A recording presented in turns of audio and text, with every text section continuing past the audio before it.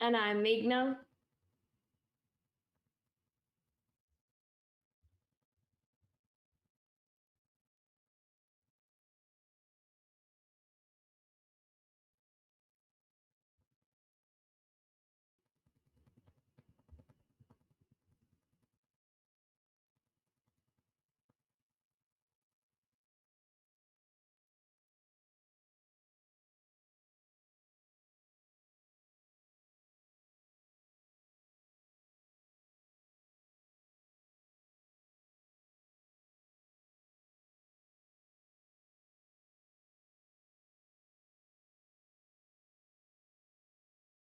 We also have this great story of how the green turtle has bounced back from its brink of, um, you know, extinction in a conservation win.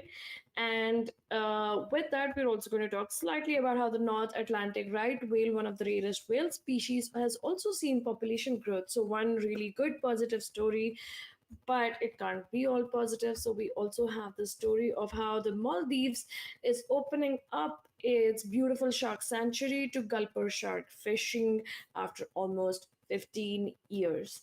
And we will obviously be talking about all the new species that have been found. So be tuned in.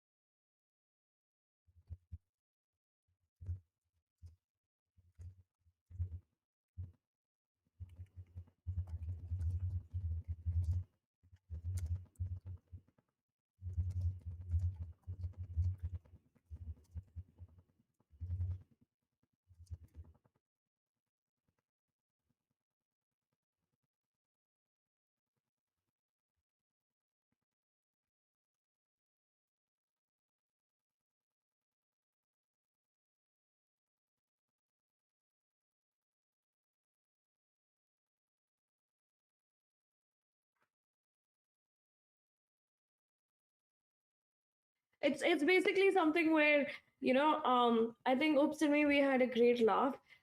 We just did not know that dental fillings were of mercury or could be of mercury. We just assumed that the whatever the paste that they would mix on the plate before they put it into your cavities or your fillings, they were other things, maybe like plaster of paris or other kind of things that stayed in your mouth. But mercury in your teeth, it was just unimaginable, because you know how they talk about mercury in thermometers and being really careful if a thermometer breaks. So we just did not know.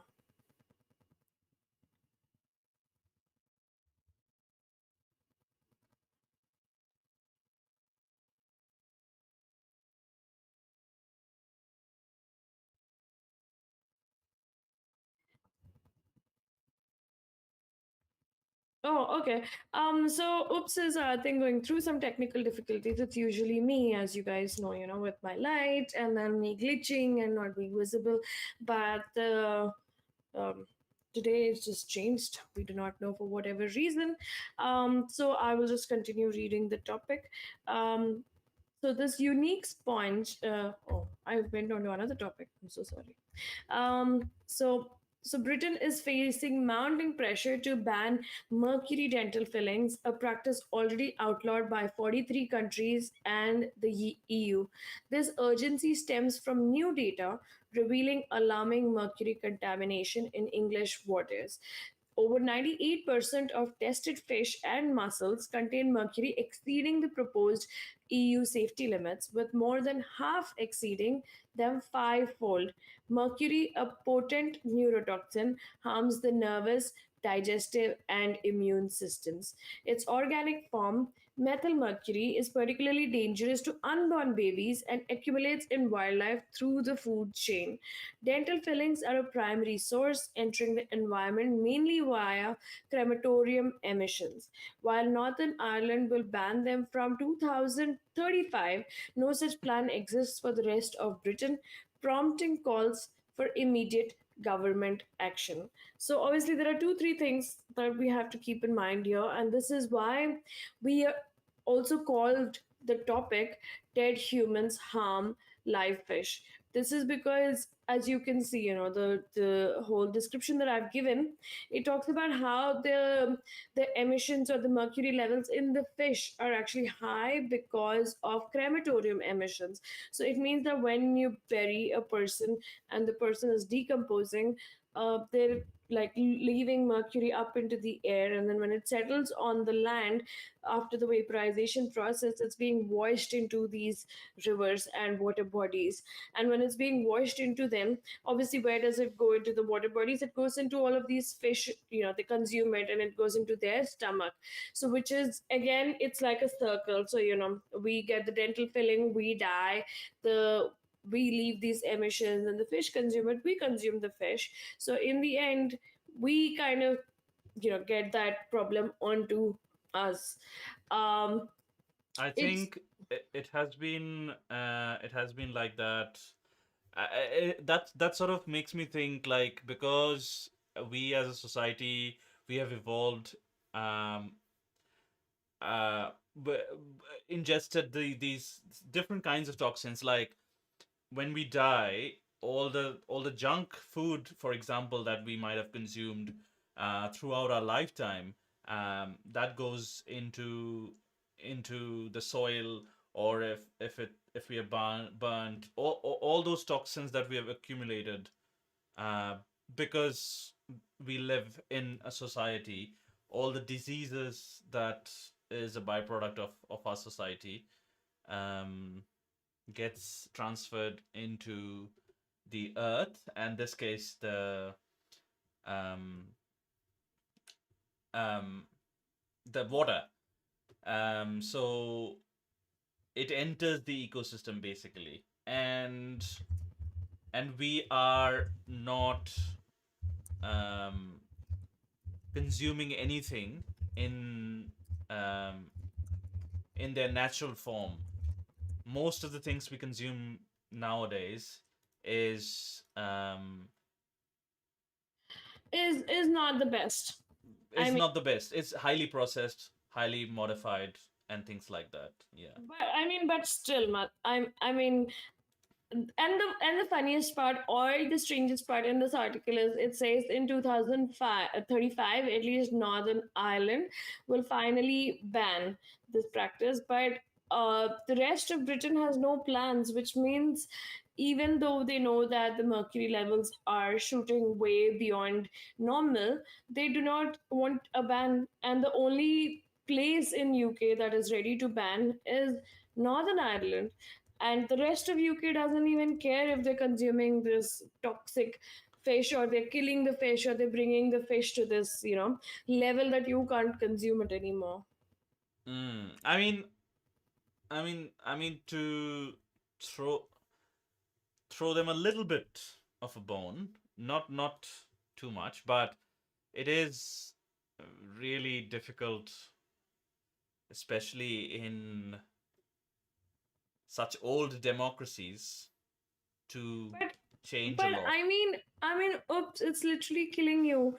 They've written how it's potentially dangerous for babies, unborn babies. So that basically means pregnant women, right?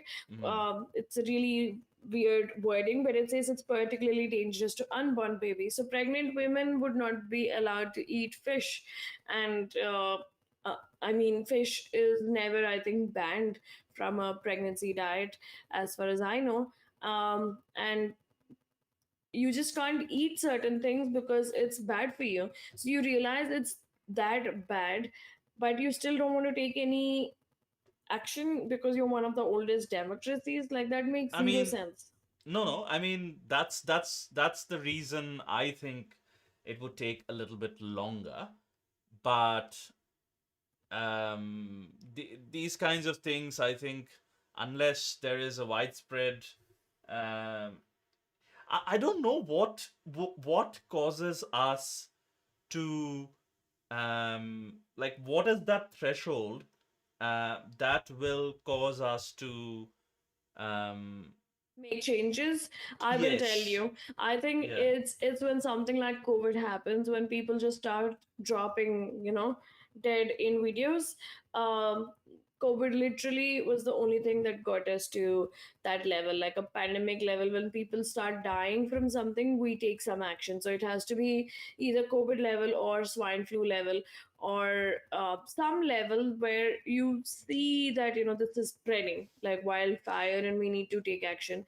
And Mm, I wonder why that is, because and I think just now, like, something I thought about is maybe because the main one of the reasons that massive number of people died in the past, and we had to take action when we didn't have the medical technology, etc., is when plagues happened, like COVID, like swine flu. I mean, I don't know, not that as big as COVID, but the Black Plague and all the famines that happened. That's when we were motivated to take, invent something new, or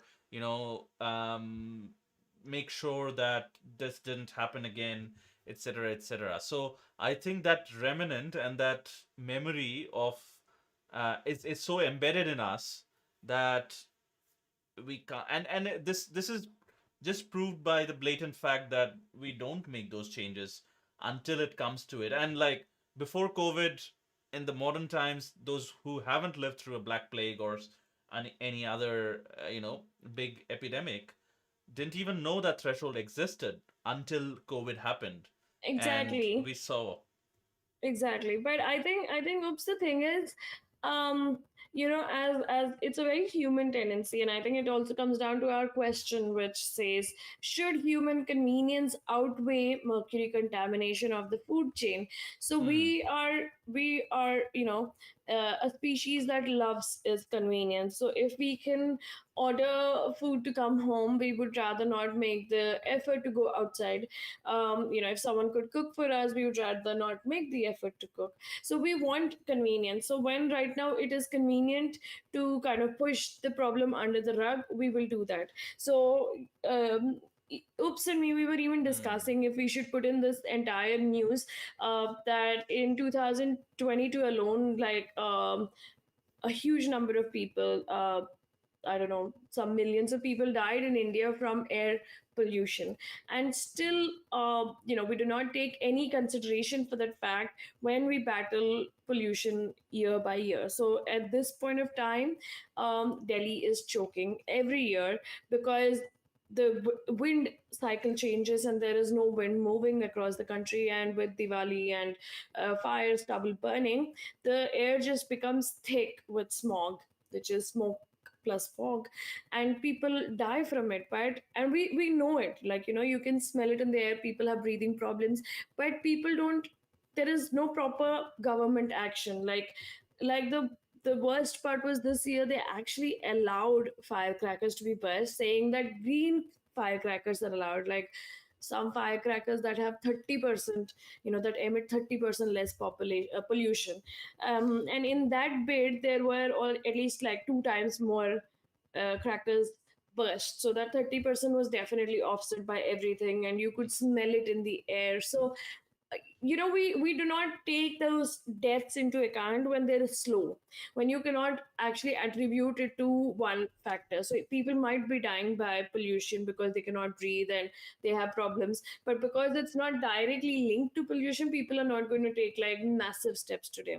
Similarly with the dental fillings, because it is a very indirect causation and you cannot actually attribute the fish, and you consuming the fish and dying, people do not want to take active steps. So the active steps only come when you have direct causation. I feel like, if it's indirect, we do not want to accept it.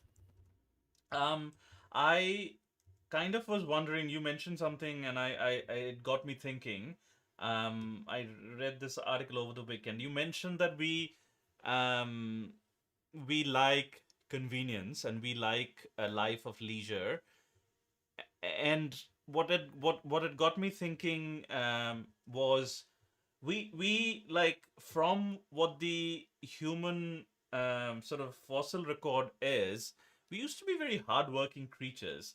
So what it what brought me that thought was that somehow so there was this Russian experiment by a scientist called Dmitry Baliev in the 1960s 1950s 60s, where he manually selected um, fox with visible less of a visible aggression, like aggressive response.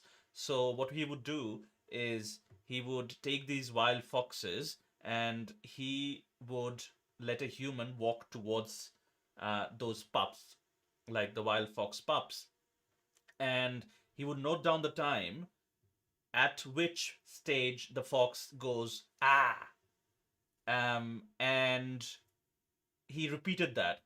And guess what?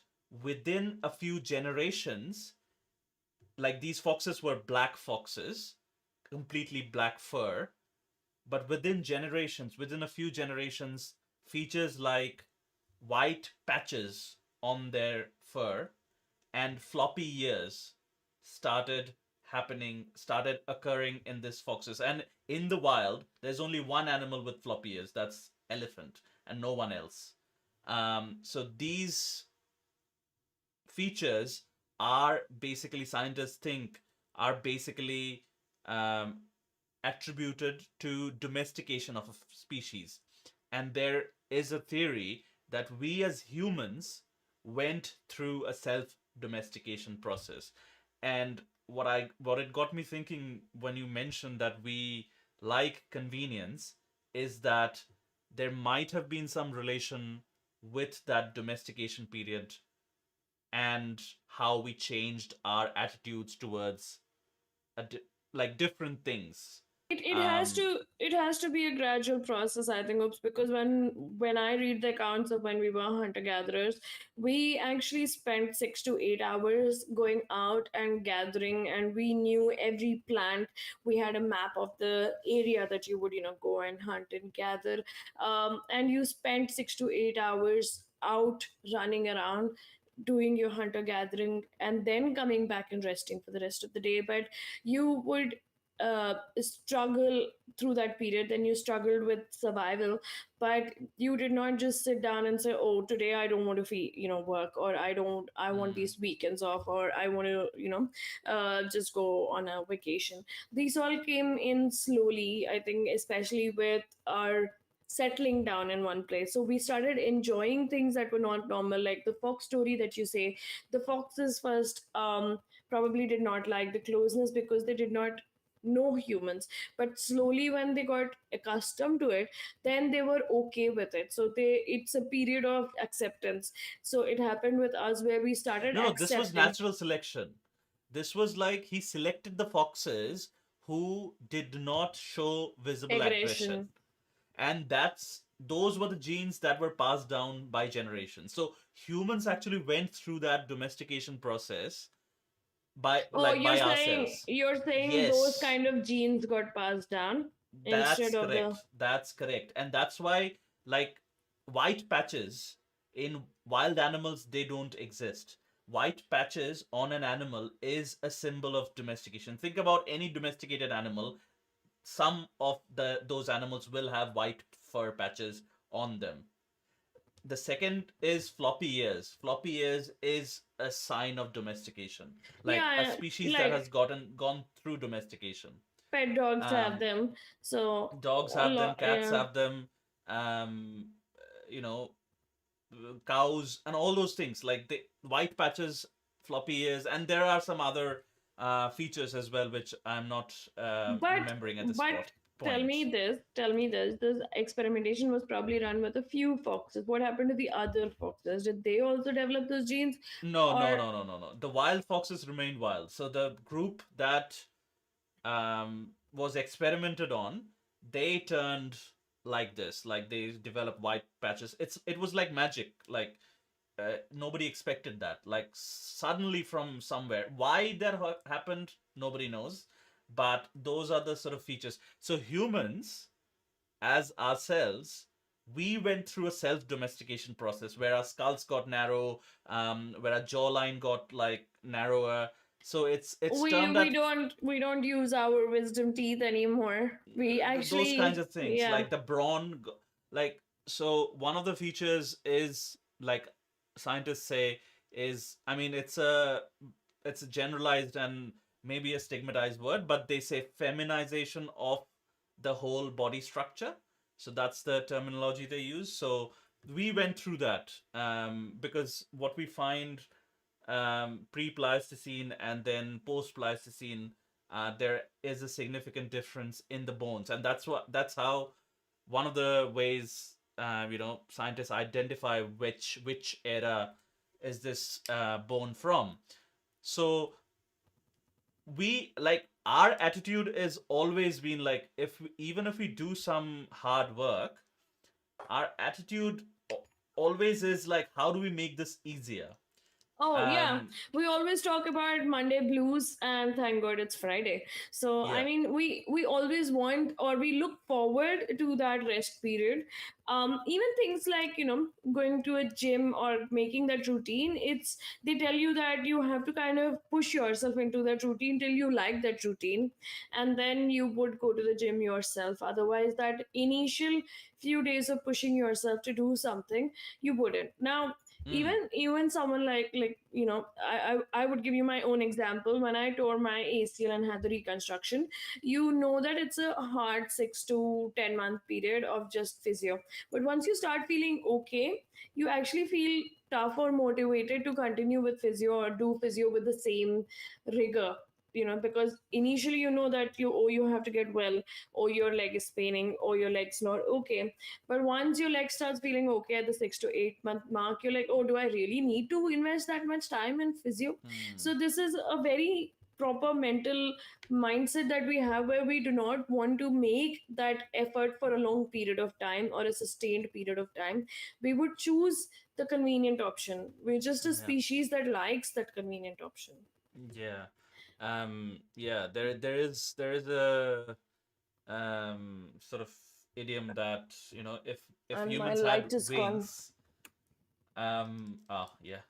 Hmm. Um I think everyone is used to it by now, but yeah, yeah, no, if humans had wings, we wouldn't fly, because we would be like too lazy to make that effort I think to. there would be two kinds of humans. Ones that would fly too close to the sun, like the Icarus story, or the Icarus, whatever, however it's pronounced, and the other would be ones that, why don't you fly and bring me this, or why don't you fly for me?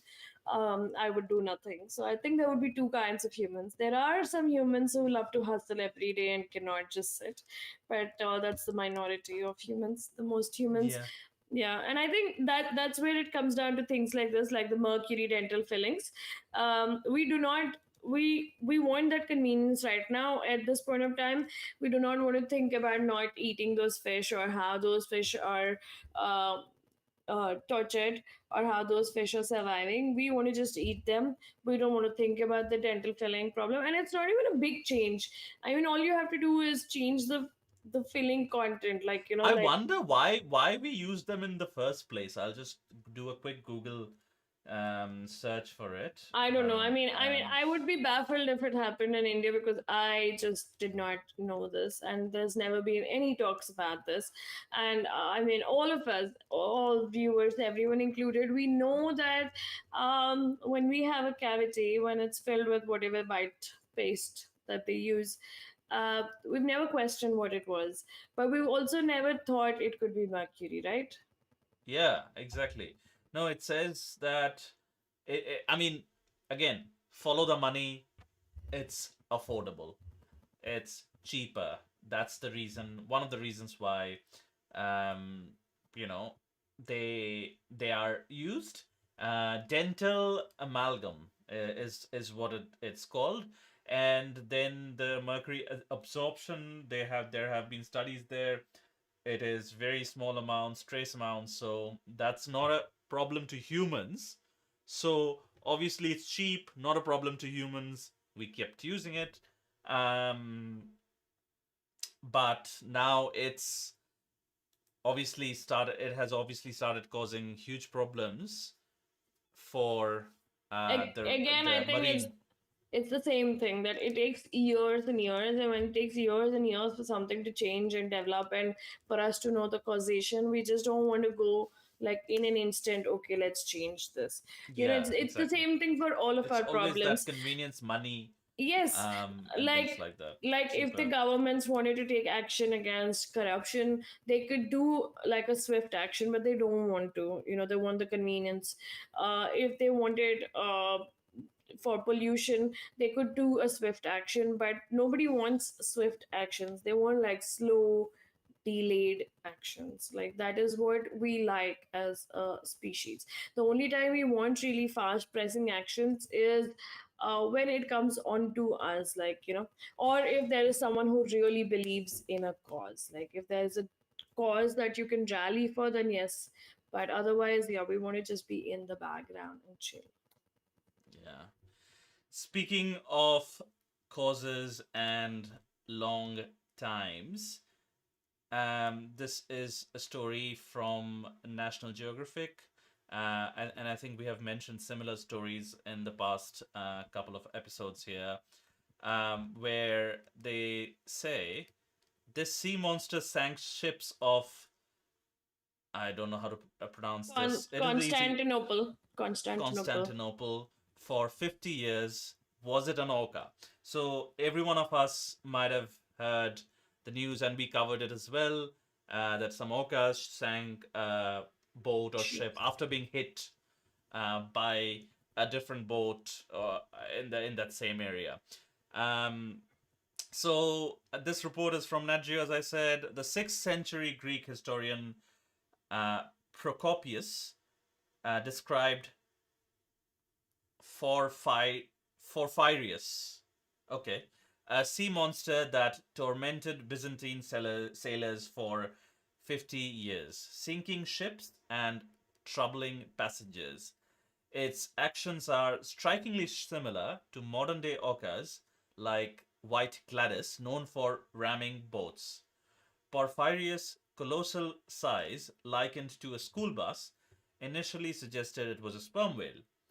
And obviously, we know like there is a very popular, very pop culture, very mainstream story about a sperm whale sinking boats, Moby Dick. But however, the recent spate of orca attacks off Spain and Portugal has led experts to reconsider if Porphyrius was, in fact, an ancient orca. Uh, Procopius's use of the term ketos for the creature is frustratingly vague. According to historian Ryan Denson, potentially referring to anything from whales to large fish or even mythical beasts. This marine menace would disappear for long periods before returning to wreak havoc, until it was eventually brought down by a pod of dolphins. So, again, we love stories. We love to tell. We love to spin stories. I think human life, we sort of live through stories. And look at this. Look at this illustration and the painting that we made, mosaic, of this creature. Like, the creature might not have looked anything like this, even if this was a true account. And we started imagining stuff, and we made up the story. So this is um, this is Porphyrius, and yeah, this could be an orca. Like, the behavior from the sounds of it, it is very similar. Um, But again, because it's just written as ketos and there is no description, yeah, we just have to wonder if this was just a made up story, if there was like a bigger cousin of an orca in the 6th century, because we're talking about almost 15 centuries ago. So it could have Yeah. been very different, because like what wildlife was in the ocean that time doesn't exist today. It's just not wildlife in the ocean, but also on land. None of it is the same, so we have to just wonder what it was back then.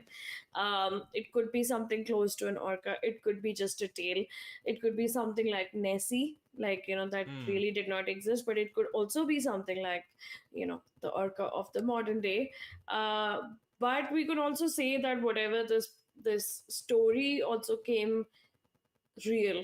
If it was just a story, it came real, like it. Yeah. Yeah. Uh, I think these stories kind of ground us also.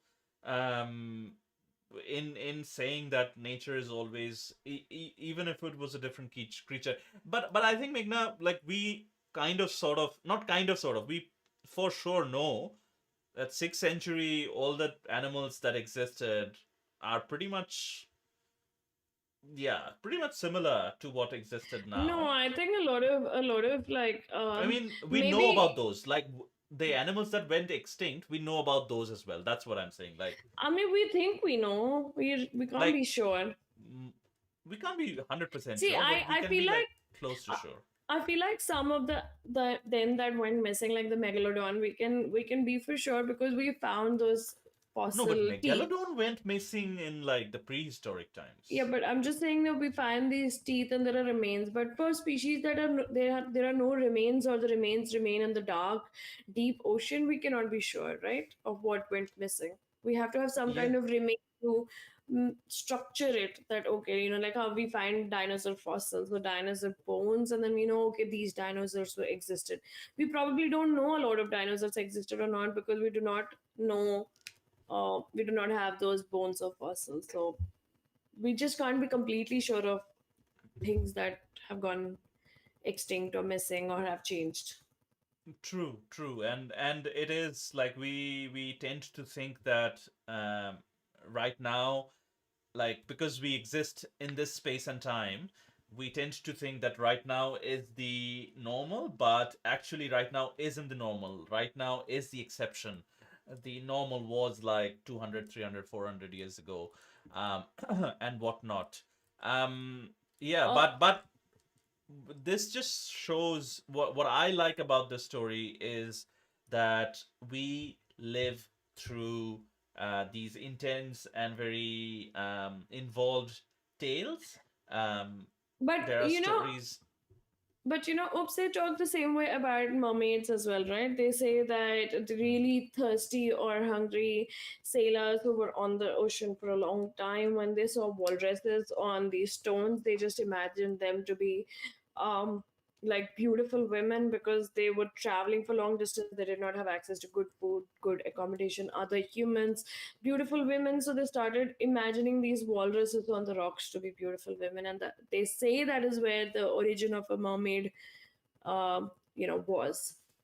Could have been, yeah, yeah, no, that is that interests me a lot because stories are the things that has bound us as a species, as a people, for such a long time. There are stories in Australia, for example, which are sort of thought to be almost 30,000 years old. So stories are the things that have survived through generations, retellings and retellings, given that it might have, morphed into something bigger.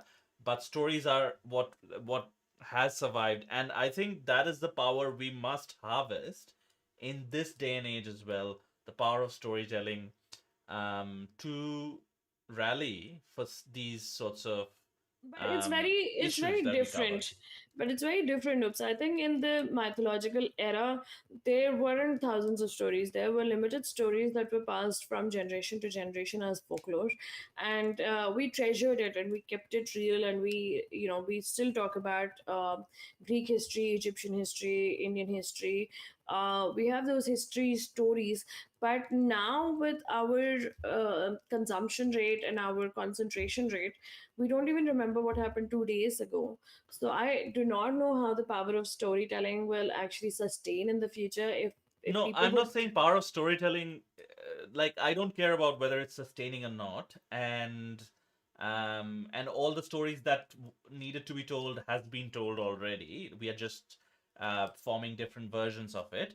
I don't know if it'll survive. I don't like it. It's not essential that it survives, but I'm saying that we as a species, we as people, we are drawn to stories, and these involve stories, and I think that is what we are leveraging, and we should leverage more and more, to grab the attention of people for the right things. That's what I'm saying. Like, even if it doesn't survive, even if it stays one day in the news cycle or 1 hour in the news cycle, at least we have got the attention of people. That's for the right reasons, like for reasons like conservation, climate change, etc., etc. Um, I don't I know. think I don't know scientists are where. not good storytellers, so oftentimes these researchers put out the facts, but that doesn't reach people. That's what I'm saying. Um, yeah, Okay, I because we think are I we are think not built oops, to consume oops has facts. gone on a completely different tangent from the story. That's Uh, what I took from the story, because it had survived for such a long time, and it has it is such a powerful story at that time, when there was no other forms of entertainment. Yeah, this is what I think is, because this is not related exactly to the current issues or current wildlife in any shape or form. So yeah, that's what I took away from this, and that's why yeah. probably Guardian would have covered it. Sorry, Nat Geo would have covered it. Yeah. So anyway, obviously we would never know if Kitos was an orca or not. We can Mm, speculate. But coming back to real life stories and stories happening right now, mm, um, we are going to be talking about the green turtles and how they have bounced back from the brink of extinction. It marks a significant conservation victory after decades of global efforts. Once extensively hunted for soup, eggs, and decorative shells, the species saw its numbers plummet and was listed as endangered in the 1980s. However, widespread conservation initiatives, including protecting eggs and releasing hatchlings, alongside reducing accidental capture in fishing nets, have successfully reversed this decline. Scientists like Dr. Nicholas Pilcher are celebrating this rebound as a win that should inspire further environmental successes. Professor Brendan Godley affirms that green turtle populations are recovering in many parts of the world due to consistent work over the past 5 decades. The recovery demonstrates the profound impact of dedicated human intervention, offering optimism and inspiring continued efforts for other endangered marine species. The beautiful part about the story is that people made efforts, that humans made efforts, and that we can actually see the result of those efforts. So when we talk about conservation, till we don't actually see the efforts, people are not motivated enough to keep continuing what they're doing. And with the green turtles, um, it was actually, even now I think in a lot of places across the world, people do hunt turtles for soups and everything, but not at the same extent, not at the same mm. place. And I think it's pretty established. You said, um, you know, the efforts made by people. It is pretty established that if we do make the right amount of efforts and the correct amount of efforts, and we do focus our energy towards the right things, we can see, incredible results. Yeah, and I think anyone who's seen a turtle underwater knows how calm and elegant a turtle is. It just goes its own way, or maximum you would see it like trying to eat. Um, like a coral or something off the coral or something off the reef or just be gliding across, and it's just a beautiful sight. And you're never tired of seeing turtles, so it's a really nice story of knowing that these turtles. And I think a lot of things also went positively for the turtles. I think just the image of a turtle has changed. Even the entire ban plastic straws started from the turtle, and this image that I've Mm. shared reminds me of that because it shows like their nostrils very clearly. And everyone knows, and everyone was pained to see that video when they pulled out an entire plastic straw from a turtle's nose. And that's what caused the change. Now people have these bamboo straws and paper straws and steel straws or other Mm. straws, but they've made these changes for the turtle, so the entire image of a turtle changed for us. Like it probably went from food to beauty, and then from beauty to something that inspired us to change our lifestyle.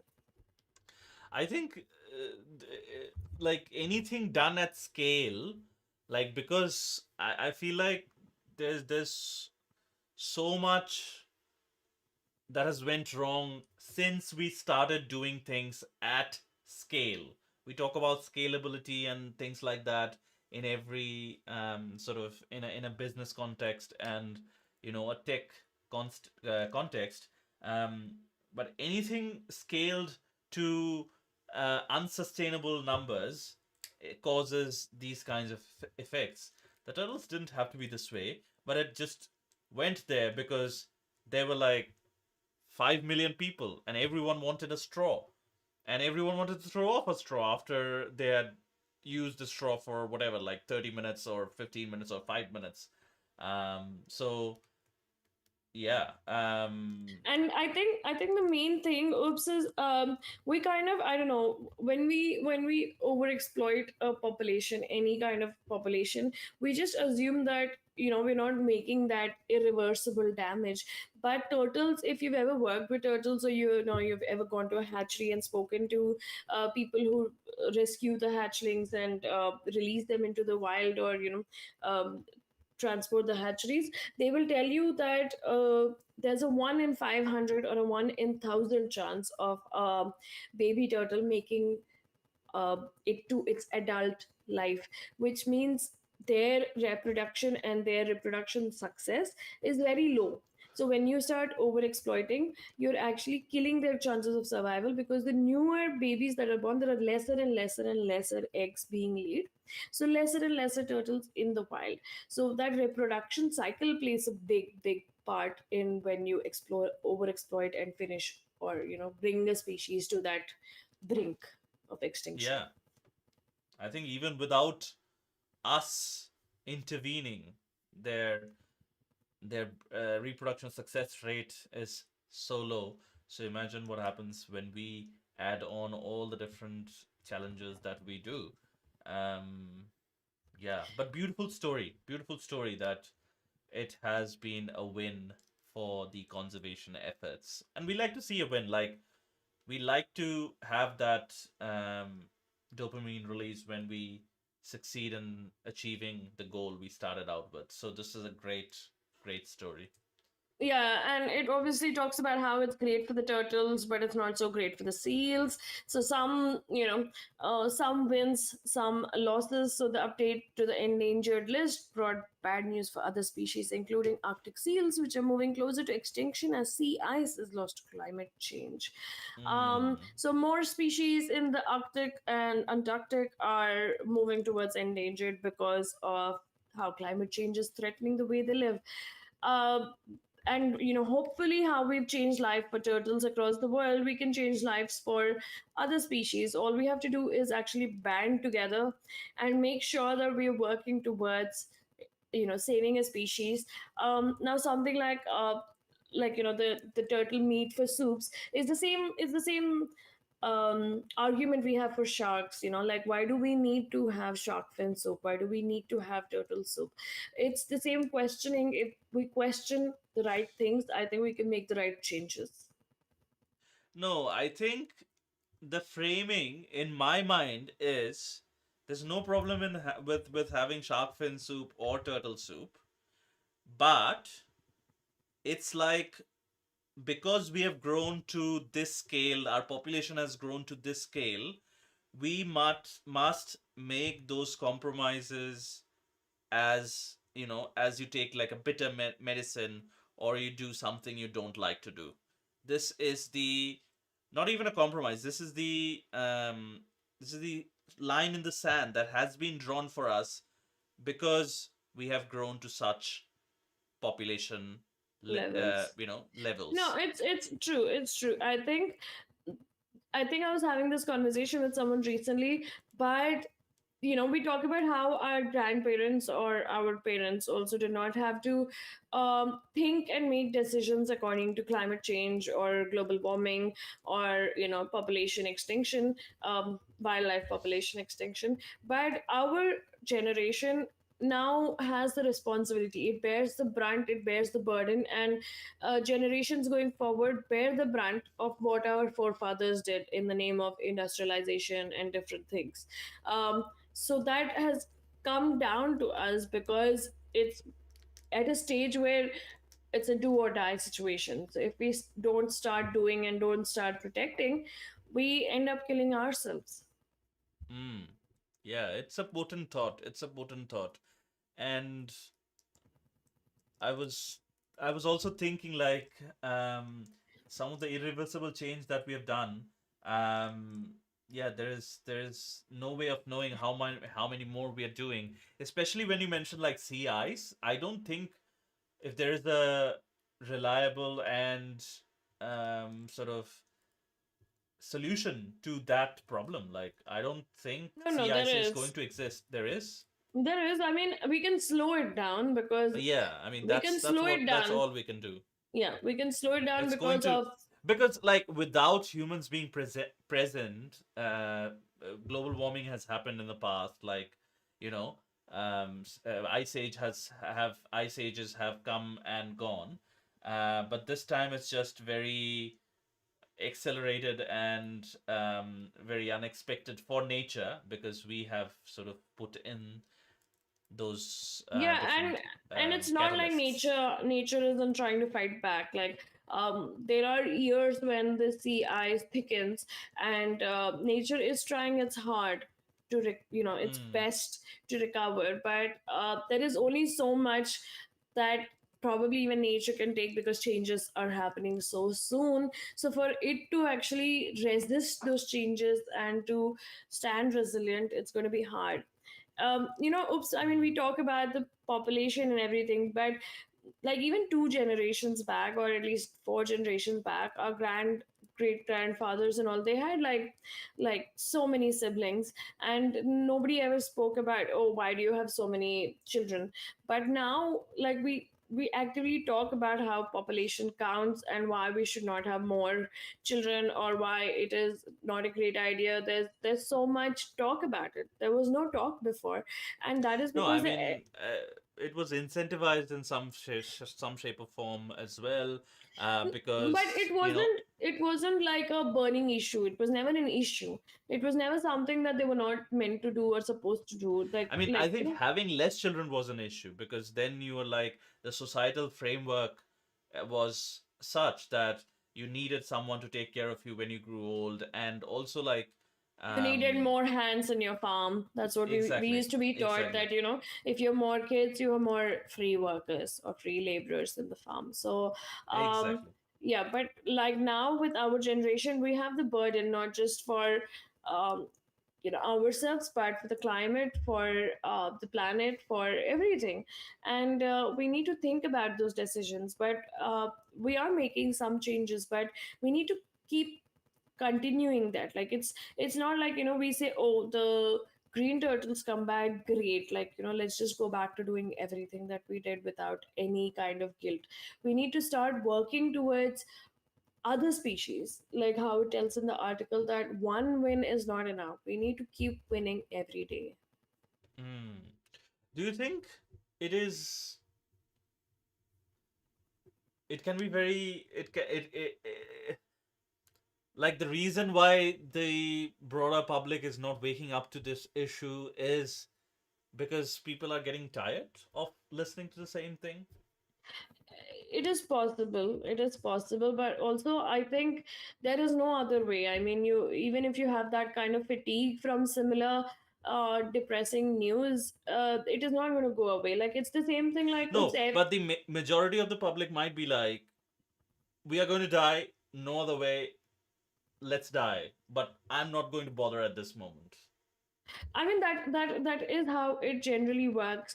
Most people are not moved until it is something that really goes viral. Like I feel like with the turtle, like the straws went viral, but not every species is that lucky to get that same amount of protection, like how we see the grind happening at the Faroe Islands, or the hunting of the whales, or the hunting over exploitation of the krill, or shark fishing.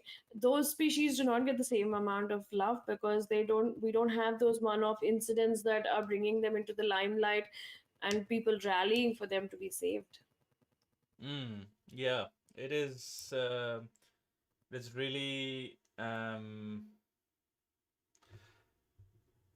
Yeah, I don't know. Very depressing, but at the same time so urgent that we can't stop and think about um the things. And Yes. yeah, And yeah. I think with marine life, most marine life, except for the small fish, uh, they take a long time, to mature and then reproduce. So that needs to be taken into account whenever you exploit any kind of species. But talking about turtles, there's also another positive news about the North mm, Atlantic right whales. Uh, yeah.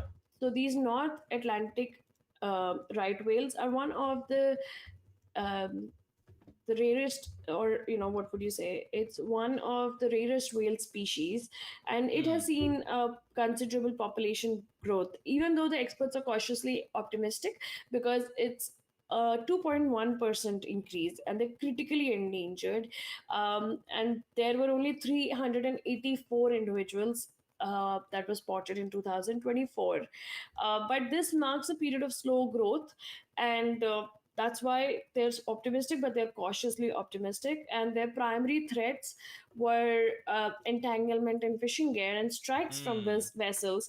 But 2025 has seen encouraging progress, with no reported deaths and fewer injuries for them so far. So, this positive shift in injury and mortality rates is a key factor contributing to the hopeful nature, or hopeful,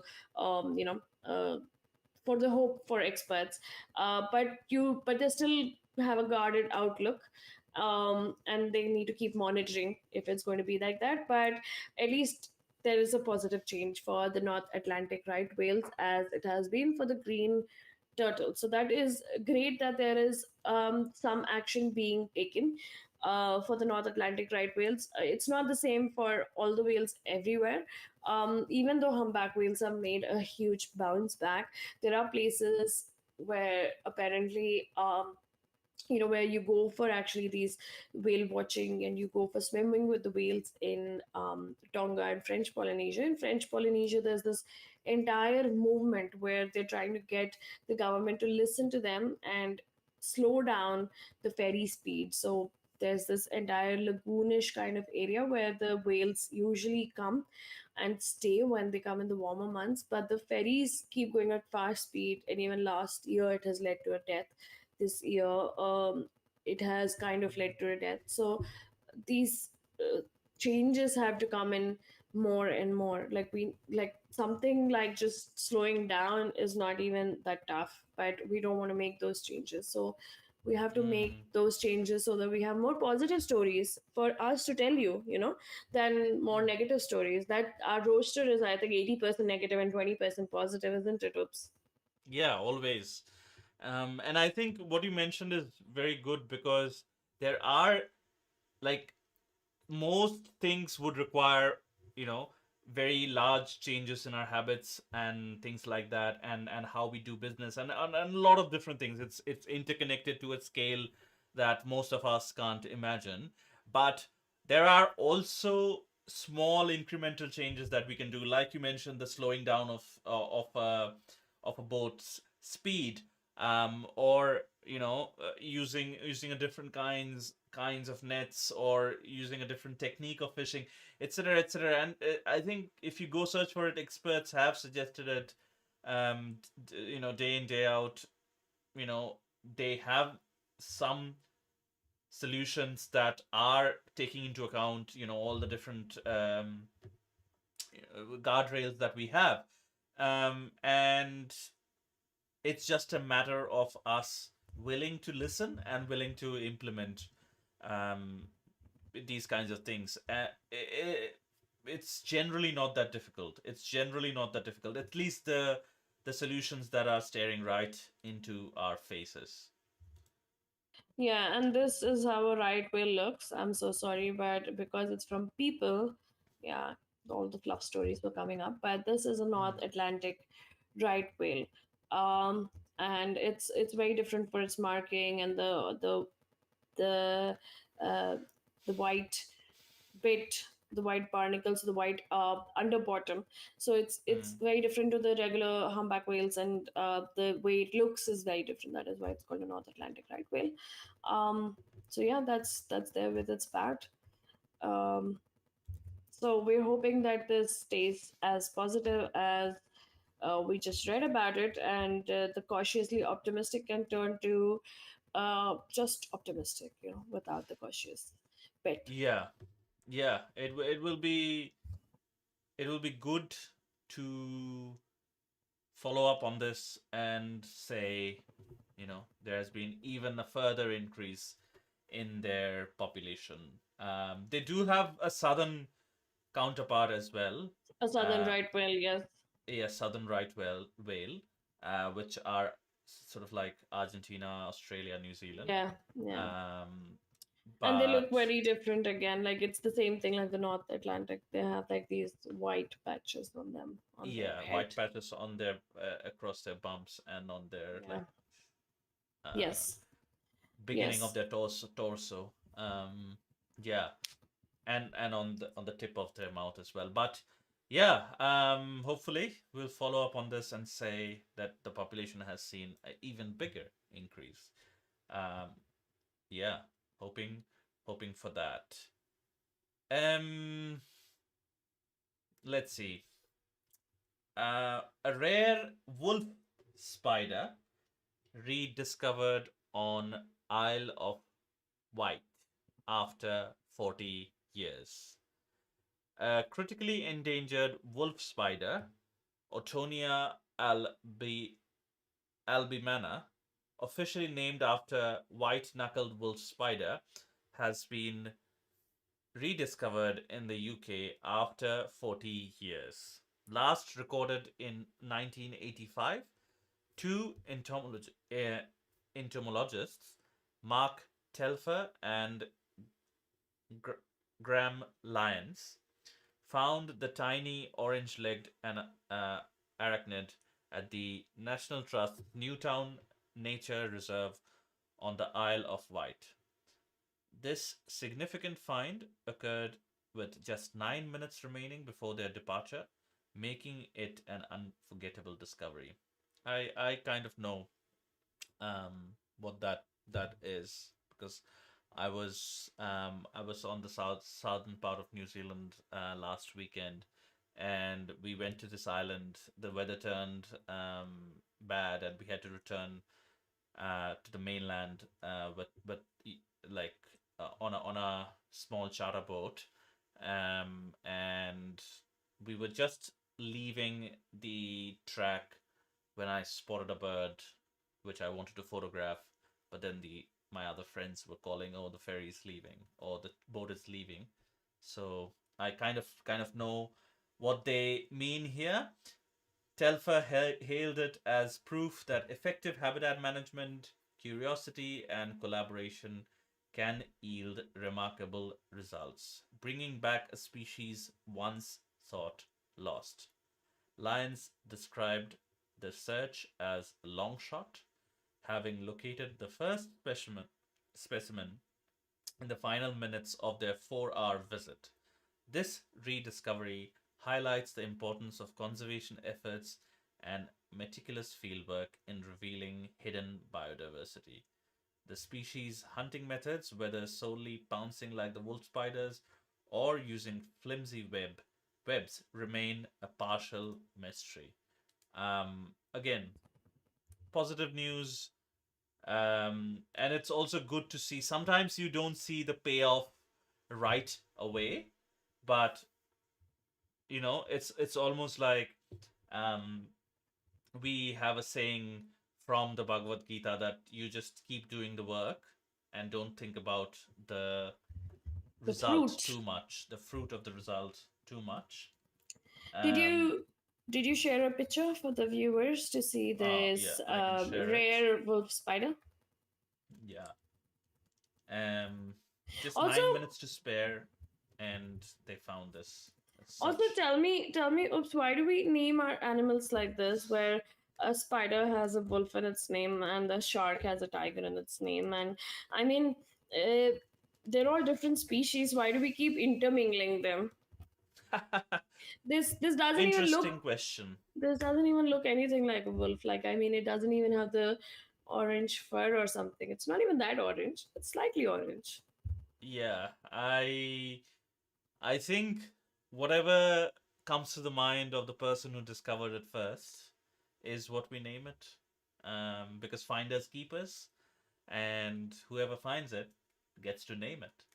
So Probably. yeah, What would you name a spider if you found it? I I don't know. Tangly. I would probably name it Harry Potter the Third. That's Just a good name. because. Just because. Just because, yes. And then I would want someone 50 years down the line asking, why is it named Harry Potter the Third? Like, what were they thinking? Yeah, yeah. So this is, I think, the clip of of the spider that they captured before leaving the island, and I'm not sure why this is just a picture and it has some audio in it. But yeah, this is the picture that they got captured, and I can imagine, like, with 9 minutes to spare when they had to leave, this is all they could get. But uh, again, Yeah. last recorded 1985, rediscovered. Good story. Just reminding our viewers that this is part of our segment where we talk about new species or old species rediscovered.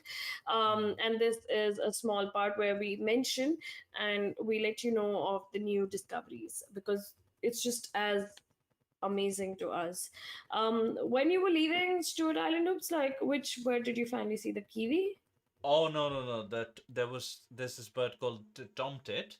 It was not Stewart Island. We went from Stewart Island to Ulva Island, which is like another bird sanctuary, Okay. predator-free island, and we had to leave to the mainland, which is like like Stewart Island. Um, yeah, because there's no habitable space in Ulva Island. So yeah, Did you guys finally see kiwis down there? no, we didn't weren't able to see kiwis at all. So That is and a how few it other is. birds that I wanted to see as well. So definitely I'll go back for another trip down the It's line. it's always a game of luck, you know. Remember Ranthambore? I mean, I've been there twice and I've never seen tigers. Yeah, So yeah, so that's how yeah. it works. With wildlife, you can never be sure. There is Yeah, no and with like guarantee. so little remaining, I think the the encounters was reverse in, even 50 100 years ago. If a king managed to kill like 100 tigers or 200 tigers in their lifetime, there must have been very many tigers to go around. So yeah, Yeah, they but killed enough tigers that now it's become a rarity and a exactly, novelty to spot them. exactly, But and that it's applies to like every species we can think yeah, of, but right? it's not just them, right? I mean, we got in the cities and made like smaller forests and everything, so we contributed equally. that the kings contributed. We just contributed in a different way, and we Yeah, contributed collectively than them. correct, correct, and justified it. I We mean, always justify it. We always justify there's it. no other reason but to justify, especially. I mean, the kings killing tigers and anybody killing an animal is a luxury or a game, but us having a space to stay, that's not really debatable, right? We can't debate it any which way. No, Um, but I mean, it is debatable how we have come to this, you know, uh, time and place where we want those kind of freedom and luxury. So it's not even freedom and luxury. Now we want like better houses, better cars, better everything. It's not a need anymore. It's greed, right? Like I mean, I grew up no, in but this. there's a fine line. I think there's a fine line between need and greed. The greed portion also covers a bit of need as well, But it is and more the then need. there's So then so there's a need.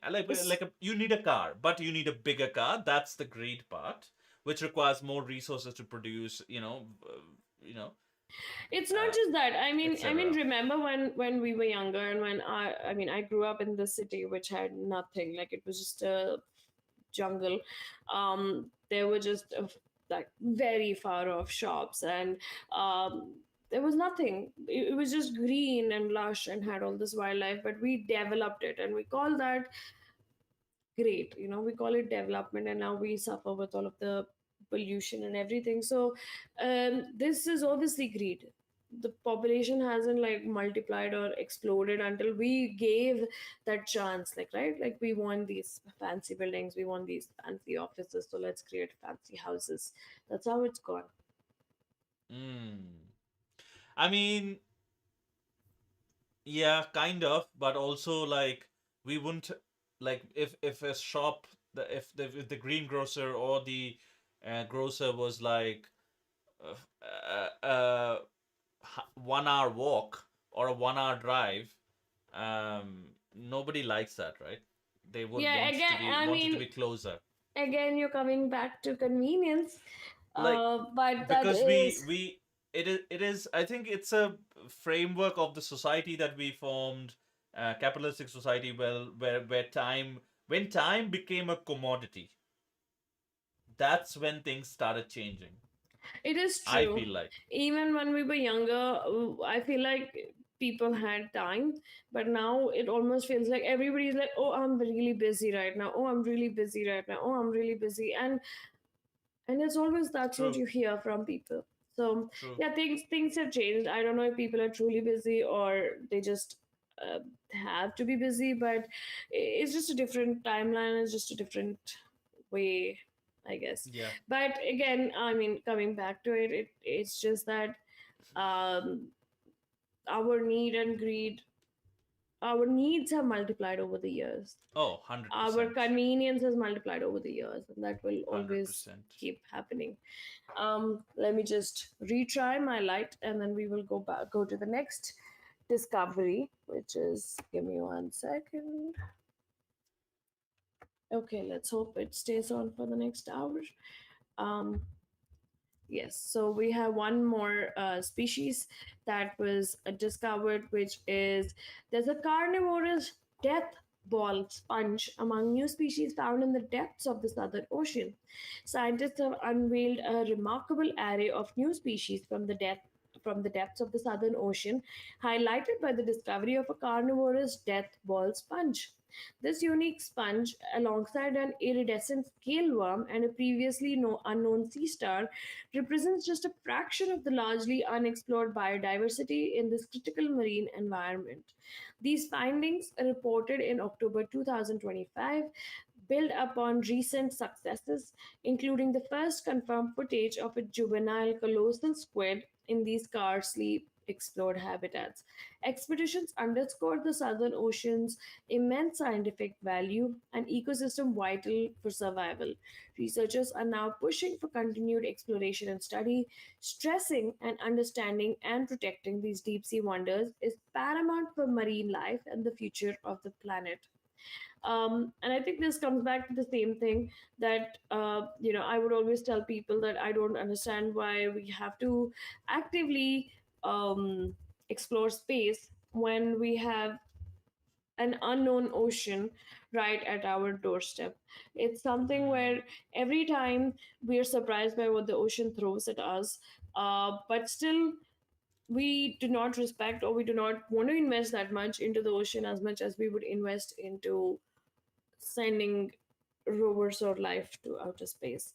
I'm just going to share my screen with you guys so that you can see how this carnivorous death ball sponge looks like. Doesn't look as scary, right? But it is scary to whatever lives under there. Yeah. Um, it is. I think we debated about making this topic the headline topic.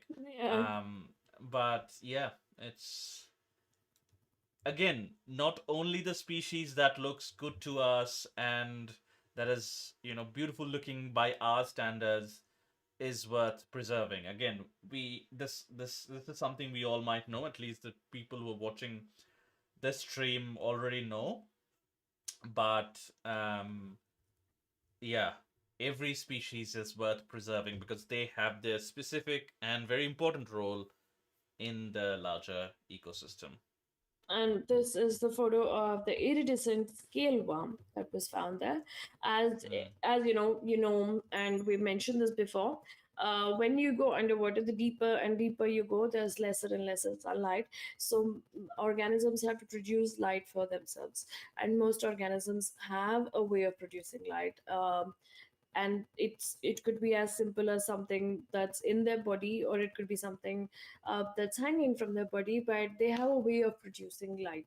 And this is one of the ways. Like, this is the iridescent scale worm, so it shows, like, it's visible, um, even though it's, like, it would be pitch dark, it would be visible.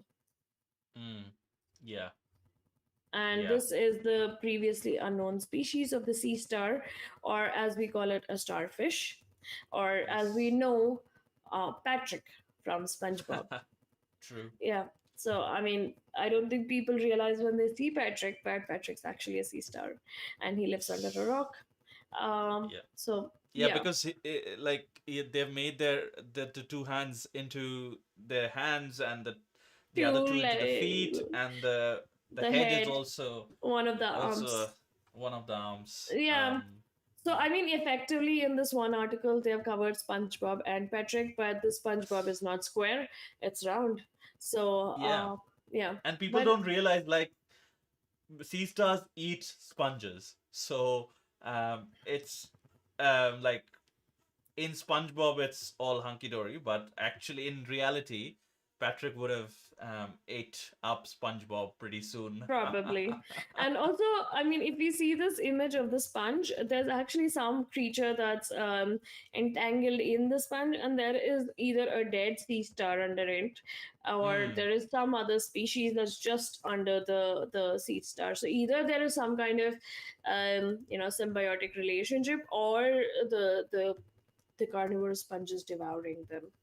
I have no Yeah. idea, but the sea stars are all close or all on the sponge. So either it's like Patrick and a different kind of sponge, Yeah. that love each other, or the sponge is killing the, because in this case the sponge is carnivorous, so it is possible that the sponge is giving a fight to the sea star.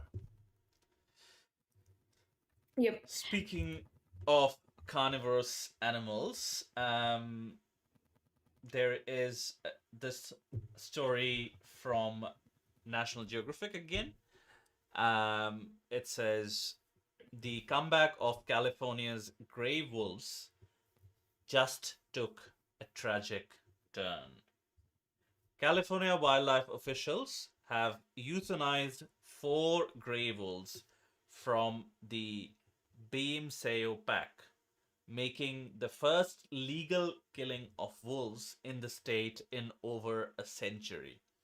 This drastic measure, I mean, the legal killing back in the century, like a century ago, was just them getting permits for killing wolves. So it wasn't like, any other reason than game hunting behind it. But anyway, this drastic measure comes after the pack was responsible for killing at least 87 cattle in the Sierra Valley over 7 months, creating a crisis with local ranchers. Despite wolves being an endangered and protected species in California, extensive non lethal deterrence methods, including hazing and 24-hour patrols, proved unsuccessful.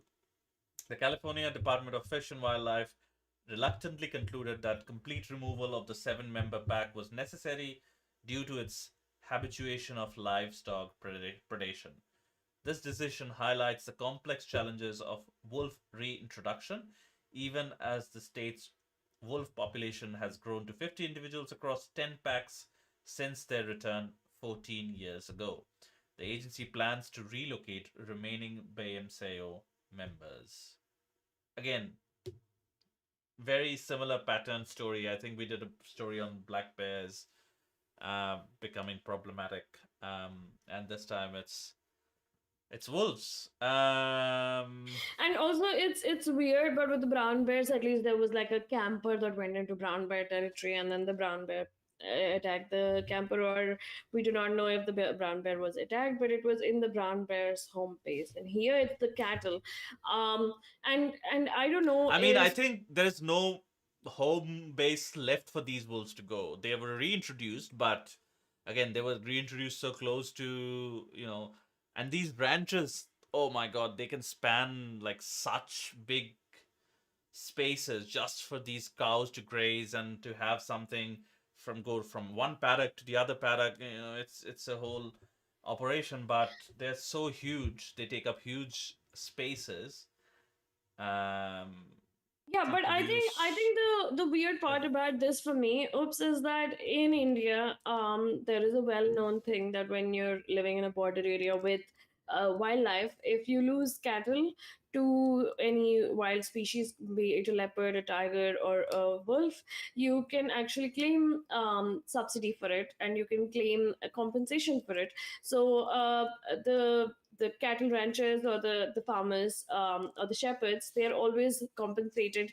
And in certain parts of India, this is something I've mentioned, where the wolf takes some sheep from your herd, they actually thank the wolf because it usually leads to more population growth in their sheep. That is what they believe. But it is a belief system that they actually think that if these wild species, they take the cattle, it's a blessing in disguise. So when that is an option, when they've reintroduced the wolves already and the wolves are staying, why cannot there be a subsidy or a compensation system here as well, instead of killing or euthanizing and then again relocating them? Yeah, I completely agree with you, but I think um, the values are different, which just goes on to show how much they can learn from how we do things at in India and sort of the Southeast Asian part of the world, but also money.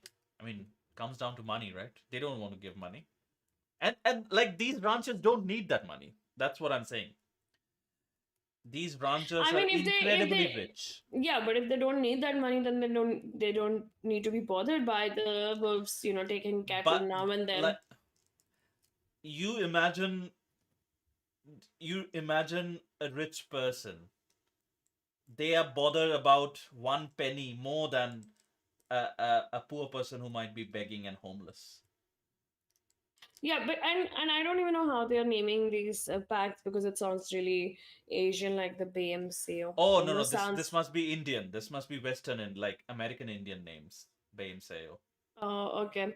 But Yeah. also they've been, I mean, it says that they've killed a few wolves before, they've euthanized now, and they want to relocate the remaining members. It's really sad because, I mean, the entire story of, I think, the reintroduction of wolves was a heartwarming story of how it brought Mm. back balance to, the entire landscape. And now, just because they're feasting on cattle now and then, they want to kill and euthanize. That's the problem, I think. Oops, I think we always look at solutions for uh, one, we think of this as a problem if they go for cattle. Two, we look for these kind of band-aid solutions where we are always like, okay, let's just kill the animal if it's killing something that we own, instead of like, how can we coexist with this animal, how can we make their and our life better. We never think of it that way. And in the article, it says this is probably a rancher, and then the National Geographic explorer who was talking to that rancher, and they said National Geographic explorer Arthur Middleton with Sierra Valley rancher Paul Rowan. Some ranchers have expressed skepticism about future coexistence with gray wolves. I think it's yeah, we want to distance, like, and I have done this as well, like, we don't like when wildlife gets into our homes. I don't know when we lost that, but we have lost that. I can certainly say, like, if a spider or a snake gets into our home, what's the immediate reaction? Let's get it out. And like, rightfully so, the snake can bite and all those different things. um but yeah, I don't know. eh, I mean, we kind of were always like that. Like, if something got into a cave, we would be scared and we would want it to get it out. But yeah, I don't know. What like this sort of like, it just pains me that we have this divide between us and nature, and we are not part of that equation. Yeah, we're always so detached. I mean, this brings me back to that thing. I did this entire documentary about possums in New Zealand, and I went through the entire research. So possums are demonized in New Zealand, and they're called the number one New Zealand enemy. And these possums were brought on purpose by humans to New Zealand, and these possums. There's been multiple research where the possums are not really attacking New Zealand wildlife. Um, but still these persons get all the hate. There's multiple trapping, there's multiple killings, there's multiple cullings, and there's just too much hate around the area, so there's no acceptance, but there's always killing is seen as an effective solution, and they're called pests, they're called enemies.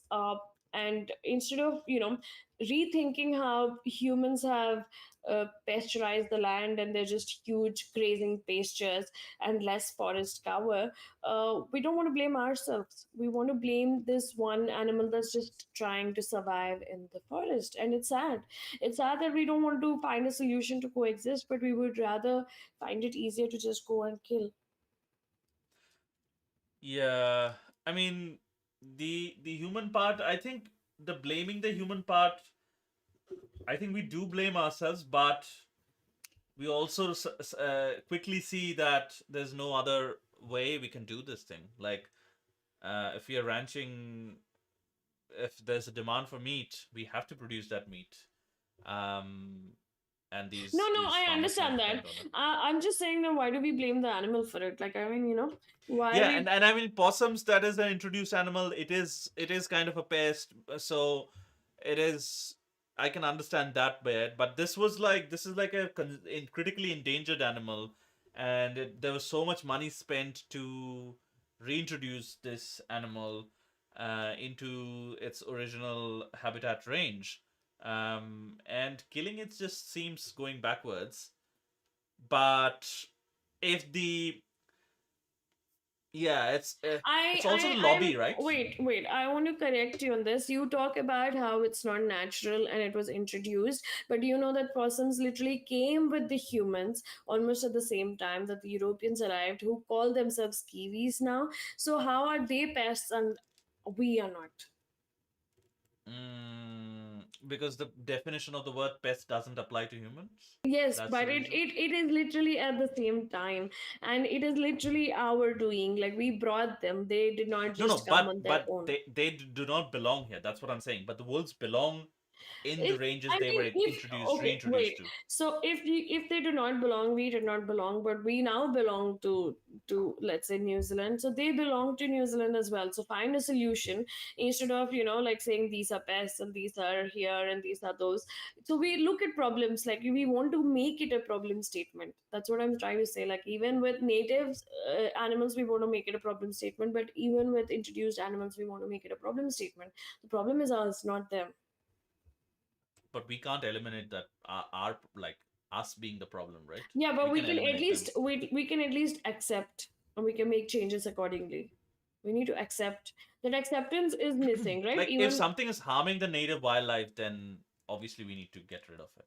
no, but I think we are the ones who actually harm the native wildlife more than anything else, No, right? no, but that's what I'm saying. Like we can't get rid of ourselves. That's out of question. Yeah, but there are solutions. Like here, there can be better fences, or even in New Zealand, you can have bigger sanctuaries for protected native species. But you do not have to. Culling and killing is very anti-conservation. Oh, I feel. I oh, feel like and definitely. I mean, definitely agree and the in this hate and case. the hate for culling and killing, like for every. And I think this majorly arises from the fact that we're from India and we only cull and kill when it comes to the situation that some animals turn a man eater, or or there's absolutely no way for this animal to just survive. um there is relocation efforts put in first, but it's really strange for me because even though it's such a diverse country with a lot of introduced species, we've never complained about them. We've never complained about the changes that it brings. We learn to coexist, but in all these Western countries, it's just like as soon as there's the smallest hiccup, let's just kill. I think it also comes down to the money. Like the possum thing that you mentioned, again, it is defined as a pest. Um, we like whether we like it or not. But the possum thing is like it is easier and cheaper to kill them and then sell them for their fur or whatever than to eliminate them in a or maybe make sanctuaries which doesn't like has possums in them. But this it just boggles my mind. Like I'm very puzzled because this cost a lot of money to introduce, and then they're killing it, effectively undoing all that money that went into it. So Yeah, but I yeah. think you would be even more surprised if you read this part of the article, which Hmm. says, wait, oh yeah, in the northern Rockies, where the wolf population is much larger, closer to 2,500 animals, hundreds of wolves are killed every year to protect livestock. So Pam Flick, head of the That California is. Officer of Defenders of Wildlife, said she hopes it will not come to that in her state. Circumstances and population numbers are very different between the northern Rockies and California, just as wolf management should be. But she also says that this could have been avoided, the removal of the BMCO pack, if Hmm. action had been taken sooner. So when we talk about wolves, we talk about habitats, they are killing hundreds of wolves every year to protect livestock. So that is where we stand. Like when it comes to us and ours, we would protect it, and we do not care how many wild animals we're killing. Now I do not know in the northern Rockies where hundreds of wolves are killed every year, if their numbers are actually bouncing back. But in California, we know that it was introduced. We do not know how great they're doing and if removal of packs will impact them negatively. Oh, most certainly will. Like if you keep killing those packs, and I feel like this. I can almost imagine the lobbies and the farmers' lobbies sort of speaking to the government or to whoever is in charge of this whole reintroduction and tracking them. Oh, our wolves are being killed. We are facing this immense challenge in the form of our livestock getting killed, and they must be wanting compensation, but the government says, oh, we don't have any provision for compensation. And then they're like, oh, then you'll have to get rid of them or something like that. So I hate that lobbying. I have said this time and again. I hate that lobbying exists in this world, and like really evil things can be achieved just by lobbying and having that economic power and just constantly badgering at the government. Yeah. Yeah, and I think like even here in the article, it basically talks about how this Sierra Valley is an enormous high country basin surrounded by national forest land. So it's so vast that some of these things will work for small producers that have a few acres, but when you run 6,000 to 10,000 acres, there's just no way. No. Which means the bigger the farms, the harder it is to notice, the harder it is to keep count, and that is why the easier solution is always to kill the animal. Yeah, and these wolves being reintroduced, they most 100% they're collared, so it's just a matter of tracking them down and just killing them. So really heartbreaking, but also at the same time unsurprising. Um, that of course we chose that. Of course we chose the worst solution of all.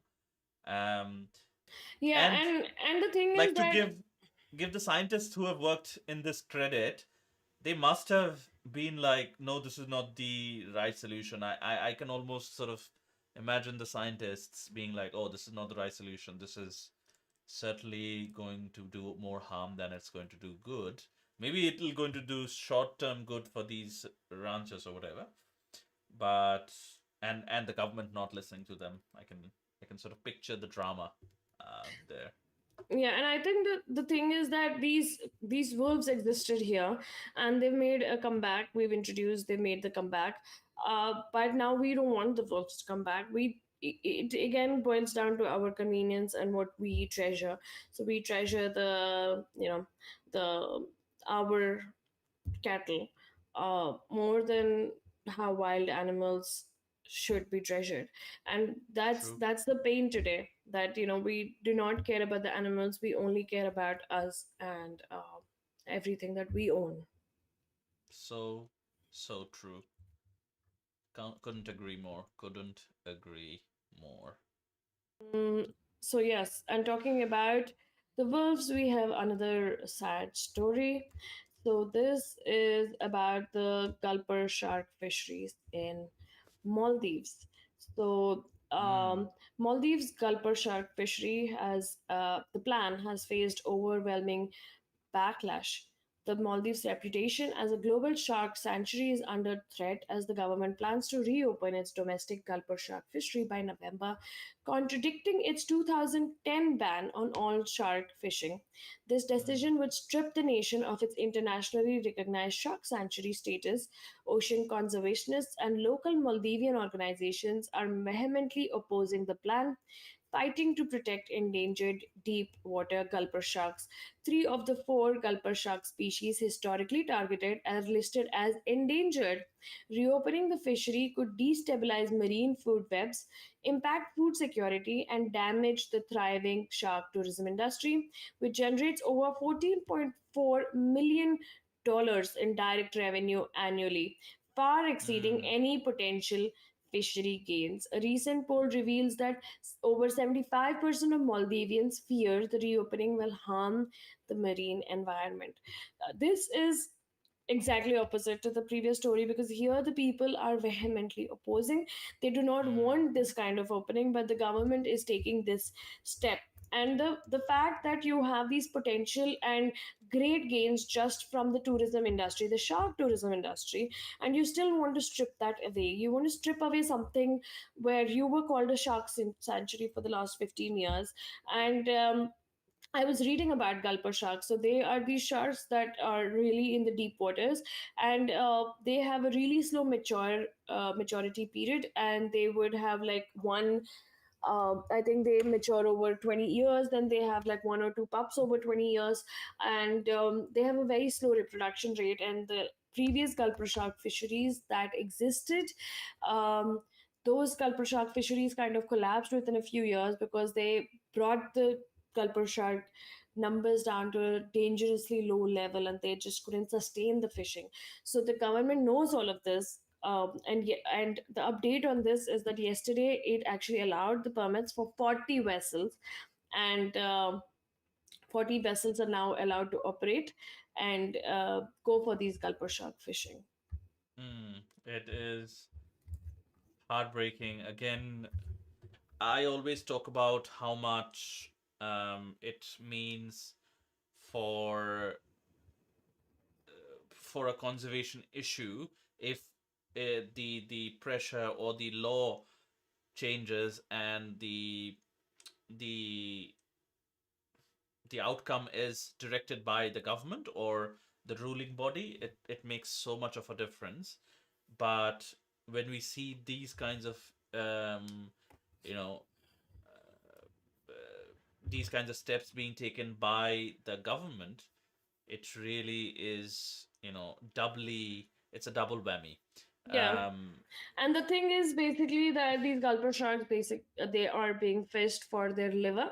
Their liver has mm, this rich oil called squalene, which is used in cosmetics, and I think supplements. So they want the sharks for their liver oil, even though the rest of the shark and some meat and other things can be used. It's majorly for that. And I'm sure with the inventions that are going around now, we do not really need squalene. We can do without it, and we would have found an alternative for it. I mean, there is a big push for like vegan cosmetics and vegan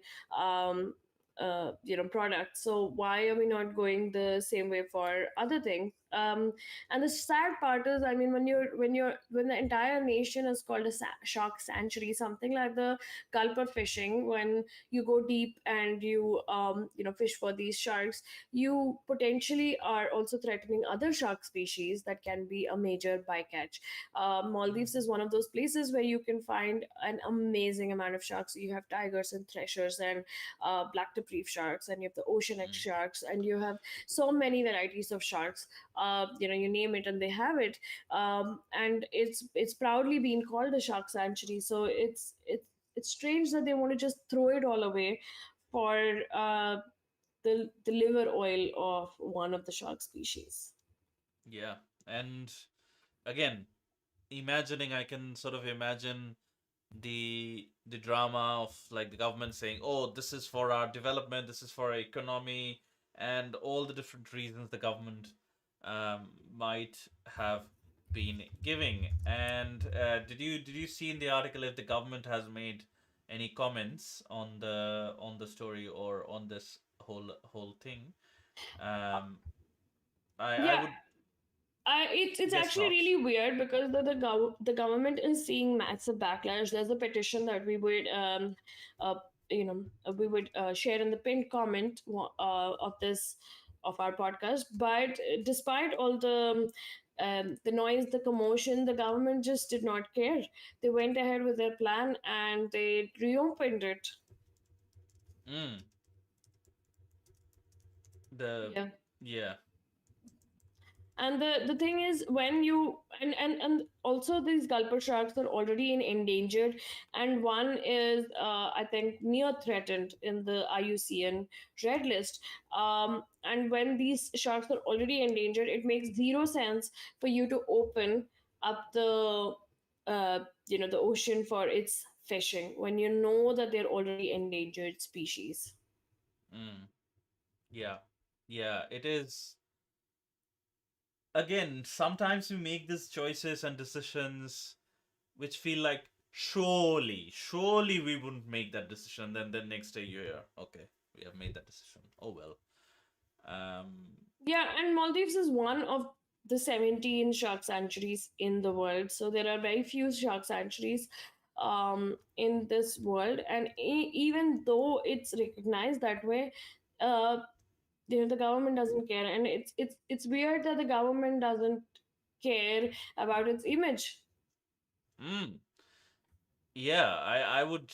I think it's a bit of um like a political clout, you know. And the government picks and chooses the yeah, the government picks and chooses what they can do and what they can't do.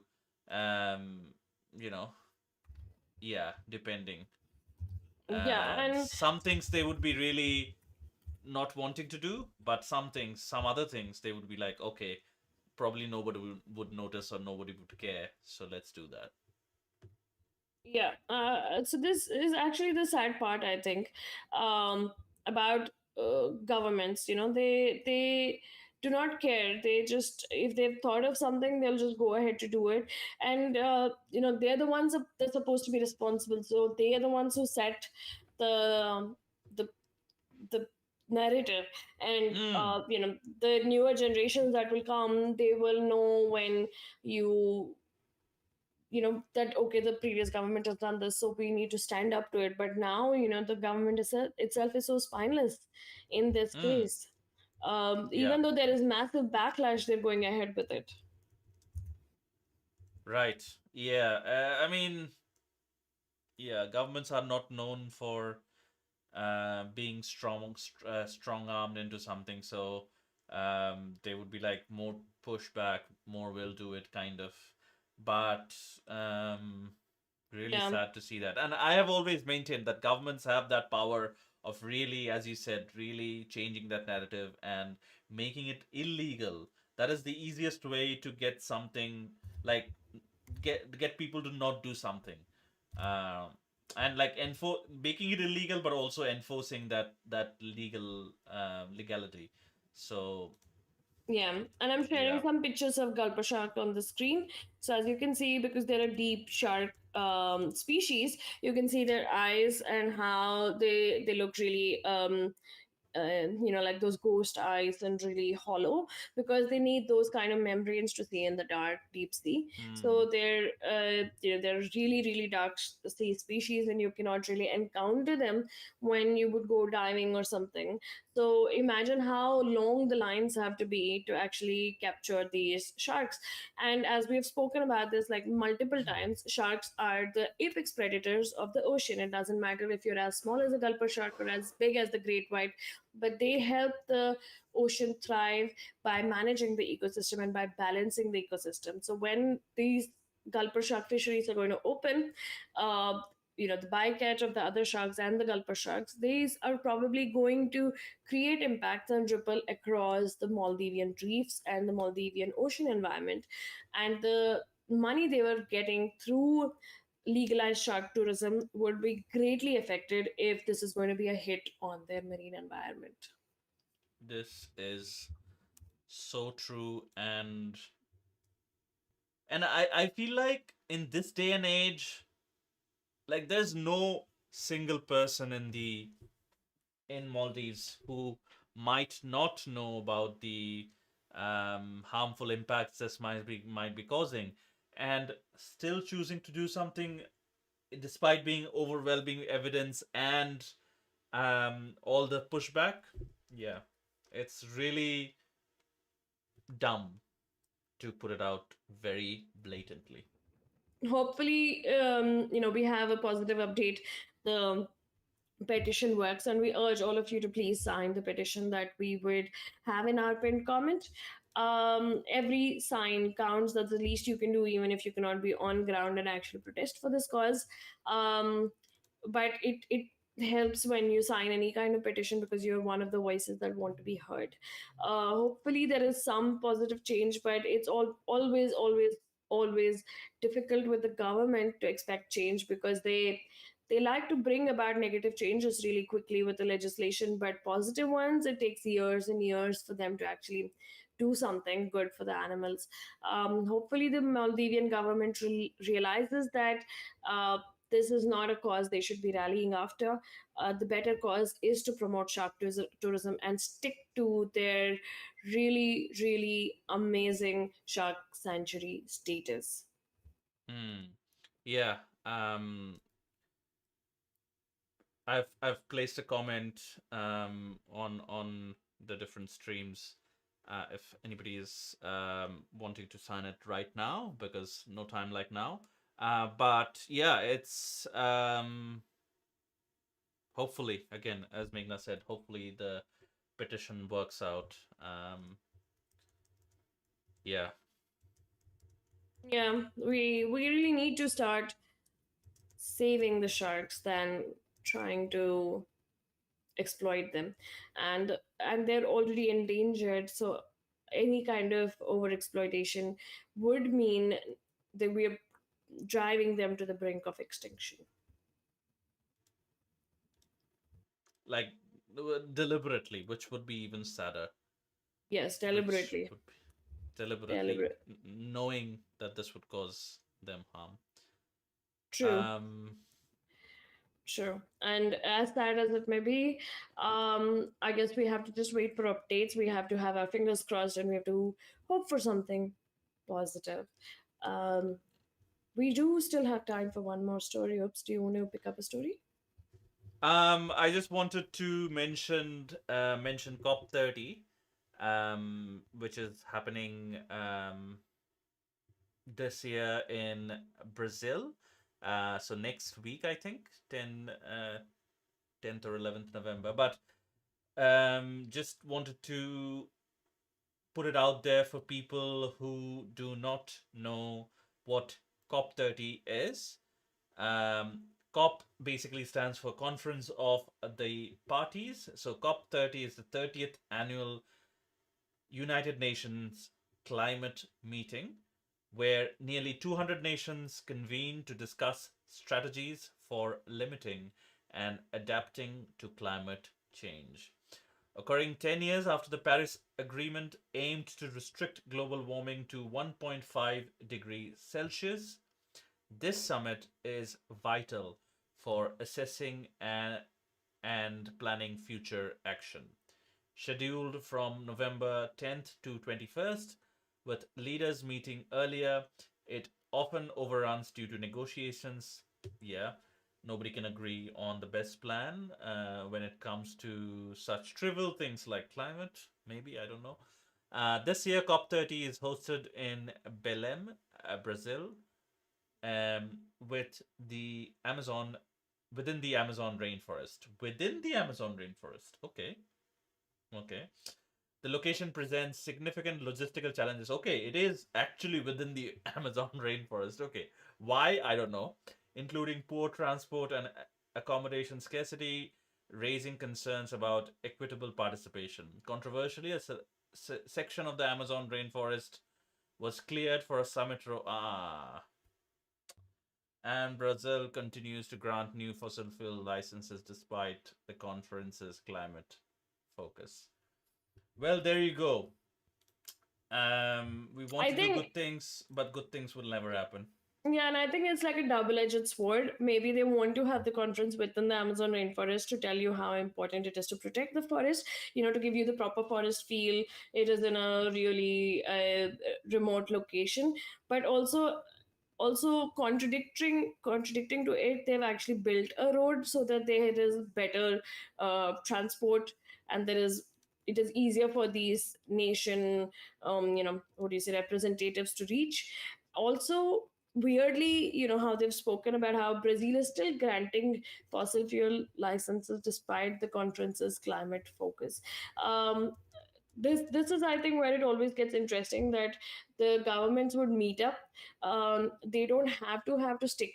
These are, I think, recommendations usually, or there is like a agreement, or there is like a, what would you say, that we need to reach here, but there is nothing like we have to, like, it's not one of those binding on this, any kind of country to actually do something.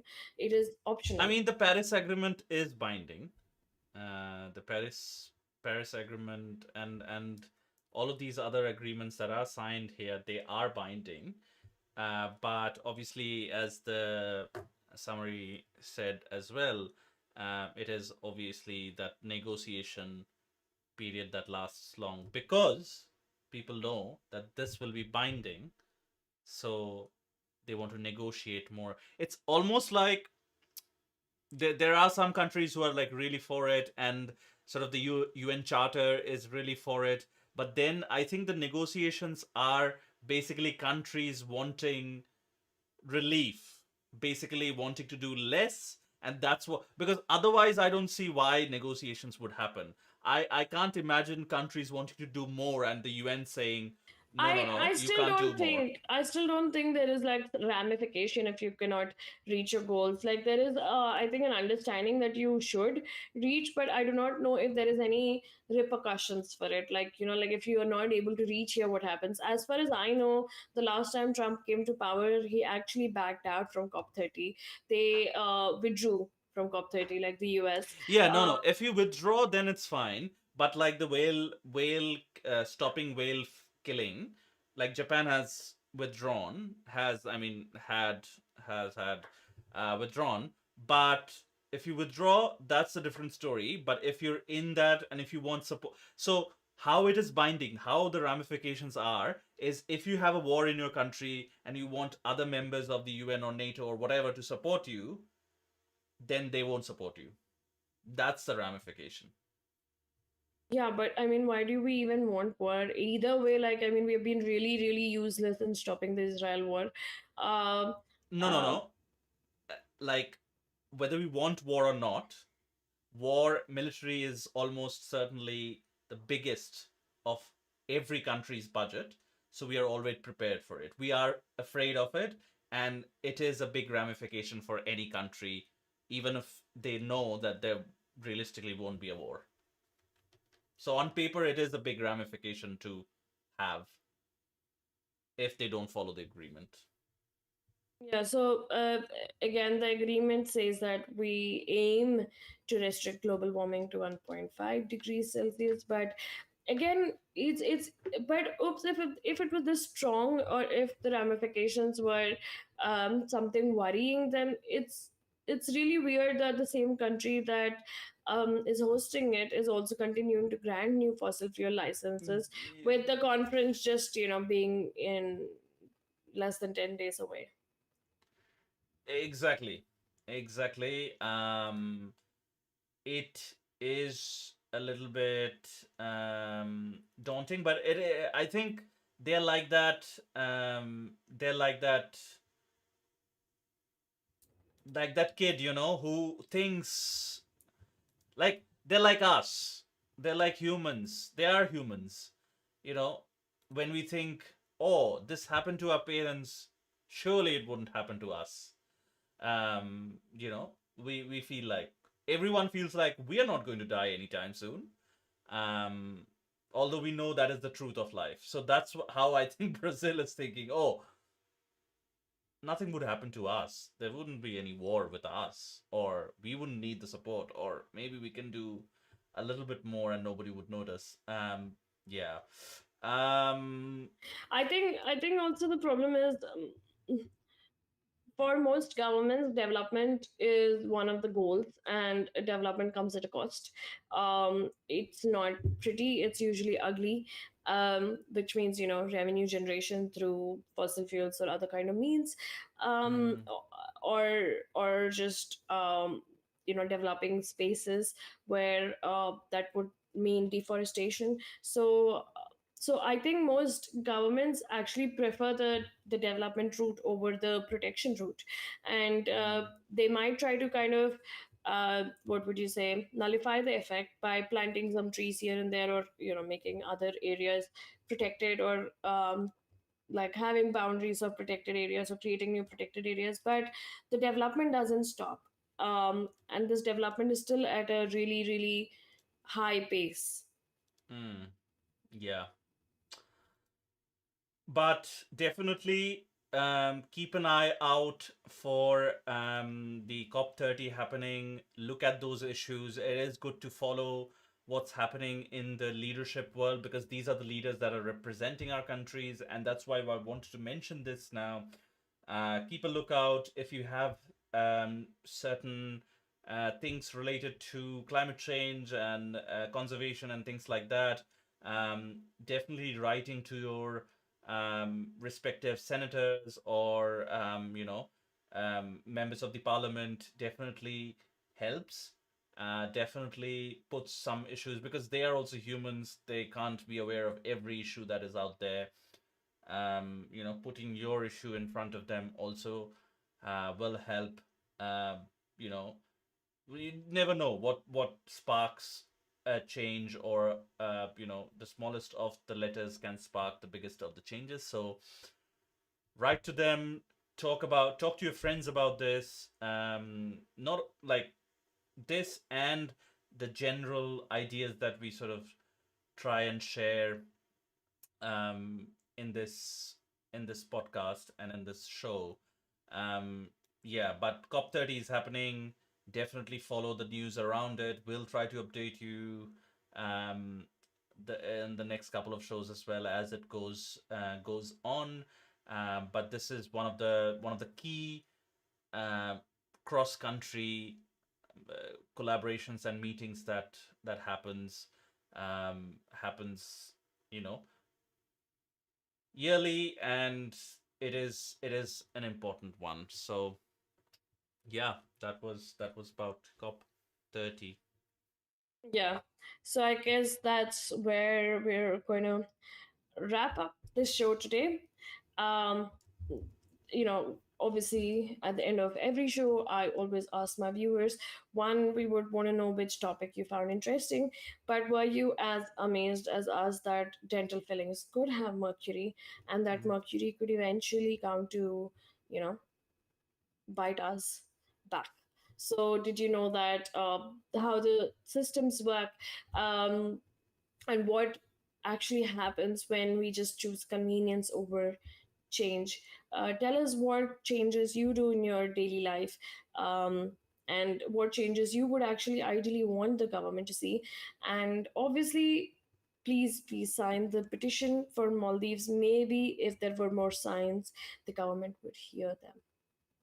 True. Thank you, Meghna. And as always, getting this show out there to more and more people is also will also, we feel, help a lot getting these issues in front of more and more people, because the truth of the fact is people just aren't aware about these kinds of issues. So do share this show with your friends and family and their friends and their family. Subscribe to our channels, follow us on all the different social media platforms. We try to release shorter clips of from the show at regular intervals. Uh, and if you're listening to a recorded version of this podcast, do consider leaving us a rating. But other than that, that is it for today. We'll see you next Sunday, same time, same channel. Have a good one, guys. Bye bye.